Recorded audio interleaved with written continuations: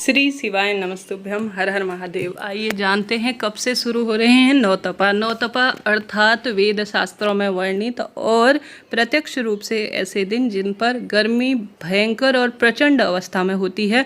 सूर्य भगवान धरती के सबसे निकट होते हैं। नौतपा 9 दिनों की वह अवधि होती है जो हर साल सूर्य के रोहिणी नक्षत्र में प्रवेश करने पर शुरू होती है। और ऐसे में अपने घर पर रहकर इन कार्यों को किया जाए तो अद्भुत स्वरूप में भगवान जी प्रसन्न होते हैं और आपके जीवन में भी सूर्य नारायण भगवान की स्थिति और सभी देवी देवताओं का बल आपको प्राप्त होता है और रोग दोष कष्ट पीड़ा से मुक्ति मिलती है। ध्यान से सुनिएगा कौन से ऐसे कार्य करने हैं और कौन से नहीं, जिनसे कि आपके स्वास्थ्य में वृद्धि हो, परिवार सुख पाए, शारीरिक मानसिक आर्थिक पीड़ाओं से मुक्ति मिले। यह दिन सबसे श्रेष्ठ साधना जप तक के कहे गए हैं। ऐसे में नौतपा में सबसे अधिक, जैसा मैंने बताया, यह कब से जो है लगने जा रहे हैं। सबसे पहले तो यह जान लीजिए, पंचांग में नौतपा के बारे में लिखा गया है कि 25 मई 2025 से शुरू होकर 8 जून 2025 तक नौतपा के दिन रहेंगे इस बार। ठीक है जी, बिल्कुल चिंता टेंशन ना करें, नोट करते हुए चलिएगा। 25 मई से 8 जून 2025 तक नौतपा के सर्वश्रेष्ठ दिनों की शुरुआत होगी। तो इन 9 दिनों में अपने आप को आपको सुरक्षित रखना है। रोग दोष कष्ट कर्ज क्रोध गलत आदत गलत संगत से बचने के लिए इन कार्यों को आपको अपने घर पर करना है। इनका आयुर्वेद में भी वर्णन मिलता है, वास्तुशास्त्र में भी वर्णन मिलता है और सामान्य स्वरूप में व्यक्ति के जीवन को सुदृढ़ बनाने के लिए इन दिनों की महिमा कही गई है।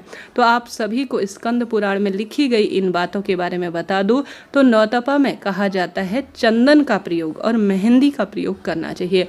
चंदन जीवन में शांति प्रदान करता है, हमारे सौभाग्य में वृद्धि करता है, सुख देता है और हमारे जो शरीर में गर्मी उत्पन्न हो रही होती है, जिस कारण से हम दुख पा रहे होते हैं, रोग अधिक होता है, अग्नि तत्व हमारे जीवन में प्रभावी स्वरूप में होता है, तो उससे हमें मेहंदी जो कि शरीर में ठंडक पहुंचाती है और चंदन का प्रयोग ज़्यादा से ज़्यादा करना चाहिए। सबसे पहले मेहंदी आप जो है सभी देवी देवताओं को चढ़ा दें। एक महादेव को मेहंदी नहीं चढ़ाई जाती, सिर्फ शिवरात्रि के दिन मेहंदी उनके हाथ पैरों में लगाई जाती है। अन्य देवी देवताओं को आप मेहंदी समर्पित करें। स्वयं भी अपने हाथ पैर, महिला पुरुष प्राचीन काल से अपने हाथ पैरों में इन दिनों मेहंदी लगाने का चलन है ताकि आयुर्वेद की दृष्टि से शरीर हमारा ठंडा रहे। इसके बाद दूसरा कार्य करना है चंदन का। चंदन का स्कंद पुराण में वर्णन मिलता है। अगर आप घी नवग्रहों की दशा सुदृढ़ करना चाहते हैं तो एक कार्य जरूर करें, वह है चंदन का। चंदन भले ही लाल चंदन हो या चंदन पीला चंदन हो, चंदन अपने आप में सौभाग्य के रूप में जाना जाता है और जीवन में शारीरिक मानसिक कष्ट से मुक्ति करता है। तो चंदन का आपको प्रयोग करना है। सबसे पहले आज ही आप जाकर लेकर आइए एक तुलसी की जड़ और एक बेलपत्र की जड़। बेलपत्र की जड़ नहीं मिल पाती है तो आप पीपल की जड़ भी प्रयोग में ले सकते हैं। शास्त्रों में वर्णित है यह महादेव को सुख प्रदान करते हैं और श्री नारायण भी इससे प्रसन्न होते हैं। तो आप सभी तुलसी की जड़ लेकर आइए कहीं से, अपने लिए भी यह प्रयोग करें, देवी देवताओं के लिए भी यह प्रयोग करें और साथ ही पीपल वृक्ष की जड़ और बेलपत्र वृक्ष की जड़ का भी इस प्रयोग को आपको घर पर ही करना है।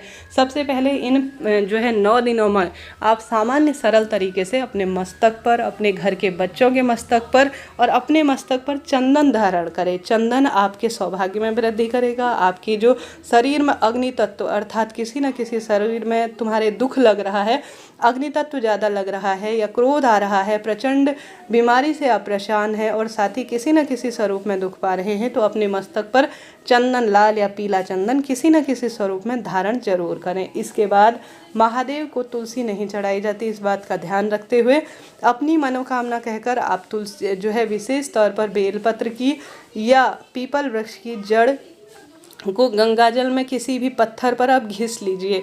यह बेलपत्र की जो जड़ होती है और जो पीपल की जड़ होती है वह पितृदोष को शांत करती है और महादेव को जो भी भक्तजन अपनी मनोकामना कहकर कष्ट पीड़ा से मुक्ति हो ऐसी प्रार्थना करते हुए अगर बेलपत्र की जड़ या पीपल वृक्ष की जड़ से शिवलिंग पर चंदन लगाकर लेपन करता है तो महादेव को इससे ठंडक मिलती है और इससे बाद में जो आपके हाथ में जो चंदन बच जाता है बेलपत्र और पीपल वृक्ष की जड़ का, उसे आप अपने हाथ में विशेष तौर पर पहले शिवलिंग पर नेत्र उभारें, त्रिशूल बनाएं, त्रिपुंड का निर्माण करें। उसके बाद आप स्वयं थोड़ा सा इसे प्राप्त कर अपने पति बच्चों के मस्तक पर लगाती हैं, अपने मस्तक पर लगाती हैं, तो आपके सांसारिक मानसिक आर्थिक पीड़ा का निदान होता है और सब कष्ट अपने आप मिट जाते हैं। गुरुजी एक हरिद्वार के उपाय में बताते हैं, कथा में जब हुआ था कि बेलपत्र वृक्ष की जड़ की चंदन को घिस कर शिवलिंग पर श्रृंगार कर थोड़ा सा उसमें प्राप्त कर ग्रहण कर लिया जाए तो बेलपत्र की जड़ का जो चंदन है वह आपके सांसारिक कष्ट को, पीड़ा को मिटा देता है। इस कार्य को करें।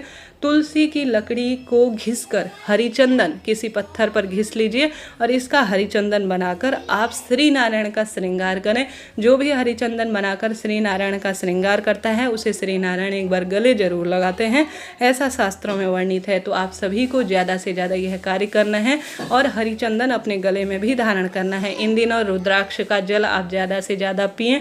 एक जो है तांबे का, स्टील का, पीतल का, जो भी आपके घर पर बर्तन है उसमें आप रुद्राक्ष को भिगाकर रख दीजिए और उसका जल ग्रहण करें। चाहे तो शिवलिंग पर समर्पित कर जल ग्रहण कर सकते हैं, इच्छा आपकी है, परंतु किसी न किसी स्वरूप में यह ग्रहण करें। इन दिनों आपको ज़्यादा से ज़्यादा वृक्षों को सिंचित करना है। इन दिनों पेड़ लगाने से वह जल्दी सूख जाते हैं क्योंकि गर्मी चरम सीमा पर है। अब बरसात शुरू हो जाएगी, उसके बाद ही वृक्षों का सिंचन जो है आप रोपण करें। अभी जो वृक्ष है उनको संरक्षण करने का समय है, ऐसा शास्त्रों में वर्णित है। तो इस समय ज़्यादा से ज़्यादा उन वृक्षों में जल चढ़ाएं। पशु पक्षियों के लिए पानी की व्यवस्था करें। स्कंद पुराण में कहा गया है गरीब जरूरतमंद व्यक्ति को दान करें। गर्मी से जो ठंडक दिलाने वाली चीज़ें हैं जैसे अन्न, जल, सत्तू, पंखा, घड़ा, मौसमी फल, वस्त्र, छाता, जूते, चप्पल का दान करने से अशुभ ग्रहों का प्रभाव जीवन में कम रहता है। इन दिनों तली भुनी मसालेदार चीज़ें खाने से बचना चाहिए। बासी भोजन न करें। सूर्य भगवान को जल चढ़ाएं और हल्दी और मेहंदी और चंदन का ज़्यादा से ज़्यादा प्रयोग करें। ठंडक की चीज़ें गर्म कर जो है ज़्यादा से ज़्यादा खाएं और गर्मी वाली चीज़ें कम प्रयोग में लीजिए। तो दान पुण्य करें। सूर्य भगवान से संबंधित चीज़ें जैसे चने की दाल और लाल मसूर की दाल और तांबे की वस्तु, लाल वस्तु का दान करें। ज़्यादा से ज़्यादा मीठा जल प्रदान करना, भक्तजनों को वितरित करना सुख सौभाग्य की निशानी के रूप में जाना जाता है। नवग्रहों की दशा सुदृढ़ करने के लिए इस कार्य को आप करें। घर से इन दिनों खाली पेट नहीं निकलना है, कुछ खा पी कर ही निकलें। अपने साथ छाता और आवश्यक रूप से पानी की बोतल जरूर निकलें और ज़्यादा से ज़्यादा घर में रहकर दान पुण्य करें। रामायण का पाठ करें। श्री शिवाय नमस्तुभ्यम महामंत्र का जाप करें। सौभाग्यवती वस्तु का दान करें। सौभाग्य जागेगा, दुख दरिद्रता का अंत होगा। हार रहे हैं, दुख पा रहे हैं, कष्ट कर्ज में आपका जीवन चल रहा है तो सौभाग्य सूचक वस्तु का दान ज़्यादा से ज़्यादा आपको करना चाहिए। कैसी भी दुख तकलीफ हो, कैसी भी शारीरिक मानसिक आर्थिक कष्ट आपको सता रहे हैं उनका निदान होगा। भगवान का जाप अपने घर के भीतर बैठकर करें। दूसरों की मदद करें। अगर आप देने योग्य हैं तो किसी को ठंडक प्रदान करने वाली चीज़ों का दान करें।